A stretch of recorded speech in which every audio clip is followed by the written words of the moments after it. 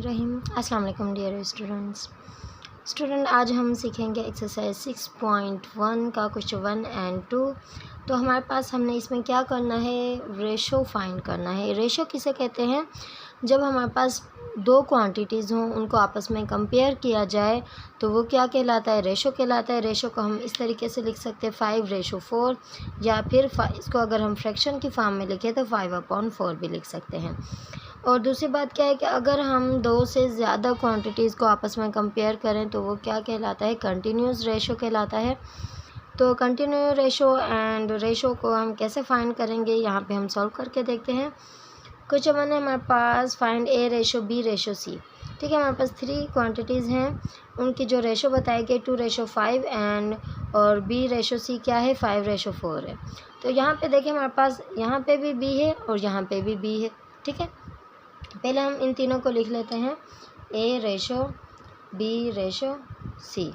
ठीक है, अब यहाँ पे दूसरी चीज़ जो है हमारे पास, एक चीज़ यहाँ पे देखें, ये 5 सेम है और ये 5 सेम है, यानी कि बी की जो दोनों वैल्यू है वो हमारे पास सेम है। तो इसको हम जस्ट ऐसे ही सिंपल भी लिख सकते हैं 2:5:4। लेकिन अगर हमारे पास ये 5 की वैल्यू चेंज होती तो हमने कैसे करना था, या फिर इसको भी हम जो सही मेथड है उस तरीके से हम करके देखते हैं। हमने लिखा 2:5। ठीक है, अगेन जो हमने लिखना है, जो बी रेशो सी है वो क्या है? 5:4। हमने जो बाकी सवाल है वो इसी तरीके से सॉल्व करने हैं। तो हमने क्या करना है, यहाँ पे हमने जैसे एन होता है ना, एन फॉर्म में लिखना है। देखिए ये दोनों बी के हैं, इसलिए इन दोनों को आपस में करना है, और ए को बी से करना है और बी को सी से, यानी कि इस तरीके से एन बन जाएगा टेढ़ा करके इस तरीके से। ठीक है, तो आपने क्या करना है, 2 को 5 से मल्टीप्लाई करना है, 5 को 5 से एंड 5 को 4 से। अब यहाँ 5 4 20। ठीक है, अब यहाँ पे देखें हमारे पास ये कैंसिल हो रहा है किसी एक टेबल से। 5 2 10, 5 5 25, 5 4 20। तो हमारे पास जो यहाँ पे थे, डायरेक्ट भी हम कर सकते थे अगर हमारे पास ये दोनों 5 सेम हो, लेकिन जो सही तरीका है वो ये है कि हमारे पास अब आंसर क्या आया है, 2:5:4। तो अब यहाँ पे ये एक मेथड है और एक और मेथड है हमारे पास, वो क्या है? फिर हम दूसरे सवाल को उस मेथड से हल करते हैं। तो स्टूडेंट्स, जैसे कि मैंने आपको बताया था, हम रेशो को फ्रैक्शन की फॉर्म में भी लिख सकते हैं। ए रेशो बी है तो हम कैसे लिखेंगे? 3/7। एंड बी रेशो सी है तो हम इसको कैसे लिख सकते हैं? 8/9। तो हमने क्या करना है, इस 8 को इन दोनों वैल्यू के साथ मल्टीप्लाई करना है। हमने 3/7 लिखा, मल्टीप्लाई बाय 8। और दूसरी तरफ क्या है हमारे पास? अब दूसरी तरफ की वैल्यू हमारे पास क्या है? 8/9। अब हमने इस दोनों वैल्यू के साथ जो इसका डिनोमिनेटर है उसके साथ मल्टीप्लाई करना है। ठीक है, पहले इन दोनों वैल्यू के इसके न्यूमरेटर के साथ मल्टीप्लाई करना है और इन दोनों वैल्यू के इसके डिनोमिनेटर के साथ मल्टीप्लाई करना है। हमारे पास क्या जवाब आया?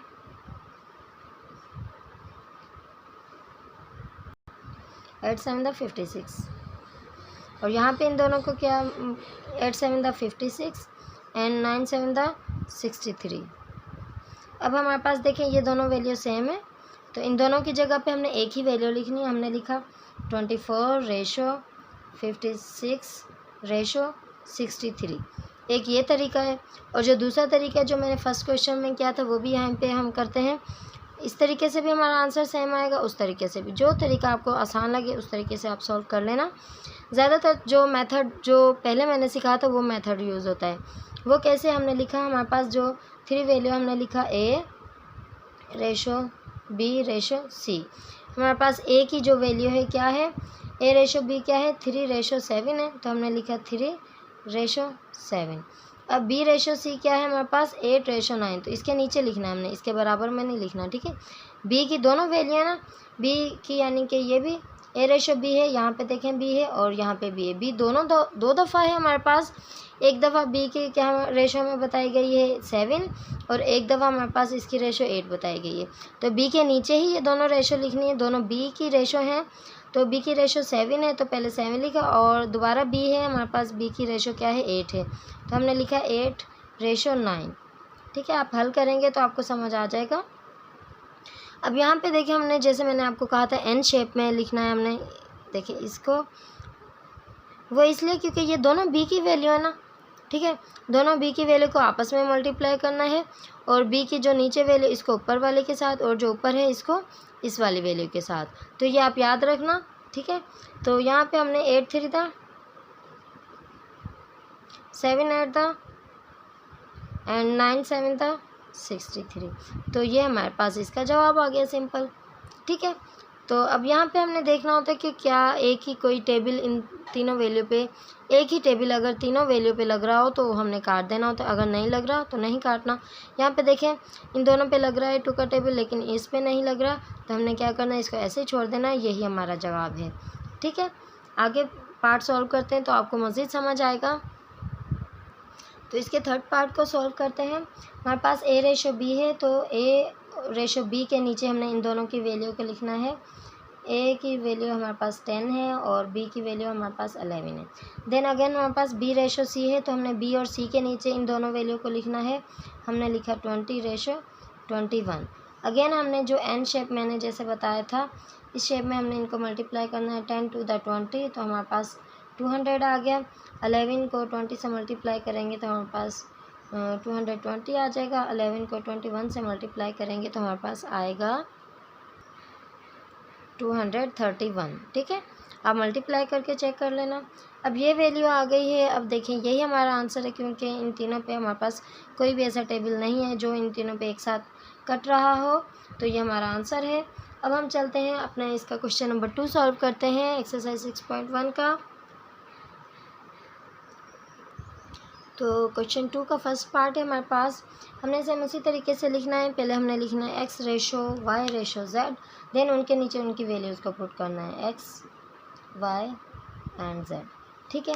अब हमारे पास x और y की जो वैल्यू गिवन है वो क्या है, 3 रेशो 5।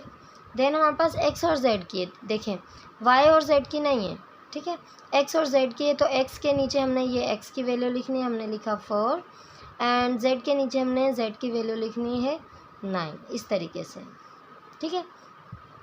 अब हमने क्या करना है, यहाँ पे देखें पहले हम जो करते थे, दोनों x की वैल्यू होती थी उनको आपस में मल्टीप्लाई करते थे, देन इस नीचे वाली वैल्यू को ऊपर के साथ और इस ऊपर वाली वैल्यू को नीचे के साथ। अब कुछ इस शेप में बन जाएगा, ठीक है। पहले हमारे पास दोनों x की वैल्यू बीच में होती थी, तब हम क्या करते थे, बीच में आपस में मल्टीप्लाई करते थे। अब ये साइड में है तो साइड में इन दोनों को आपस में मल्टीप्लाई करना है, तो क्या आएगा, 4 3 the 12 ratio 5 4 the 20 ratio 9 3 the 27, इस शेप में होगा अगर यहाँ पे दोनों वैल्यू एक साथ हैं। अगर देखें यहाँ पे z की 2 वैल्यू हमें गिवन होती तो हमने उन दोनों को आपस में मल्टीप्लाई करना था, फिर क्रॉस साइन बना देना था, ठीक है। अब यहाँ पे देखिए हमारे पास जो वैल्यू आ गई ये है, तो ये भी कोई और टेबल से नहीं कट रही, तो यही हमारा आंसर है। अब आगे बढ़ते हैं, इसके पार्ट 2 को सॉल्व करते हैं। तो इसको भी हमने उसी तरीके से सॉल्व करना है। हमने लिखा x ratio y ratio z, x और y की जो वैल्यू हमारे पास 5 रेशो 7 है, तो हमने x के नीचे 5 लिखा, और y की जो वैल्यू है ये है, तो y के नीचे हमने 7 लिखा, ठीक है। अब इसी तरीके से x रेशो z है, x की वैल्यू हमारे पास 11 है, तो x के नीचे हमने 11 लिखना है, और z की वैल्यू हमारे पास 13 है, तो हमने z के नीचे 13 को लिख देना है। अगेन हमने वही तरीका, हमारे पास ये दोनों x की वैल्यू, तो इन दोनों को हमने आपस में मल्टीप्लाई करना है, तो क्या आ जाएगा, 5 को 11 से मल्टीप्लाई करेंगे 55 आ जाएगा। देन हमने इस तरीके से क्रॉस का साइन लगा देना है, 11 को 7 से मल्टीप्लाई करेंगे 77 आ जाएगा, 5 को 13 से मल्टीप्लाई करेंगे 65 आ जाएगा। तो ये हमारे पास आ गया इसका आंसर। तो इसी तरीके से इसका नेक्स्ट पार्ट भी सोल्व होगा, वो भी हम सोल्व करके चेक कर लेते हैं। तो आगे बढ़ते हैं। तो स्टूडेंट्स पार्ट 3 हमारे पास, हमने इसका सॉल्यूशन करना है। हमने लिखा x y z, then x और z की वैल्यू गिवन है। अब यहाँ पे देखें पहले x की वैल्यू क्या है, 3 है, तो हमने लिखा 3 रेशो, एंड z की जो वैल्यू है हमारे पास वो है 5, तो हमने z के नीचे 5 लिख दिया। अगेन हमारे पास क्या है, y और z है, y की जो वैल्यू क्या है हमारे पास 7 है, तो हमने यहाँ पे 7 लिख दिया, एंड z की वैल्यू हमारे पास क्या है 8 है, तो हमने इसके z के नीचे 8 लिख दिया, ठीक है। यहाँ पे देखिए हमारे पास z की दोनों वैल्यू, तो इन दोनों को आपस में मल्टीप्लाई करेंगे, क्या आएगा, 8 5 द 40, ठीक है। देन हमने एक क्रॉस साइन बना देना है, जैसे मैंने आपको बताया था, इस तरीके से अब 7 5 दा 35 एंड 8 3 दा 24। तो ये हमारा आंसर है। अब यहाँ पे देखें क्या ये कैंसिल आउट हो रहा है? जी नहीं, ये किसी एक टेबल से तीनों नंबर कैंसिल आउट नहीं हो रहे, तो यही हमारा आंसर होगा। ठीक है स्टूडेंट्स, तो आई होप आपको समझ आ गया होगा हमने किस तरीके से क्वेश्चन 1 एंड 2 सॉल्व किया है। तो बाकी के क्वेश्चन भी हम इंशाल्लाह ताला सॉल्व करेंगे नेक्स्ट वीडियो में। तो अगर आपको हमारी वीडियो अच्छी लगी तो प्लीज़ हमें बताएं कि आपको अच्छी लगी, और अगर नहीं लगी तभी बता दें। ठीक है जी, अगर यानी कि हम इतनी मेहनत करते हैं आपके लिए करते हैं ना, तो हमें कोई बताता ही नहीं है कि आपको हमारी वीडियो कैसी लगी, अच्छी लगी, और व्यूज़ भी बहुत कम आते हैं। अगर यही हाल रहा तो हम वीडियो बनाना छोड़ देंगे, लेकिन अगर आपका साथ मिलेगा, आपका प्यार मिलेगा, तो हम अपना काम जारी रखेंगे। ठीक है जी, फिर मिलेंगे अगली वीडियो में। अपना बहुत सारा ख्याल रखना। अल्लाह हाफिज़।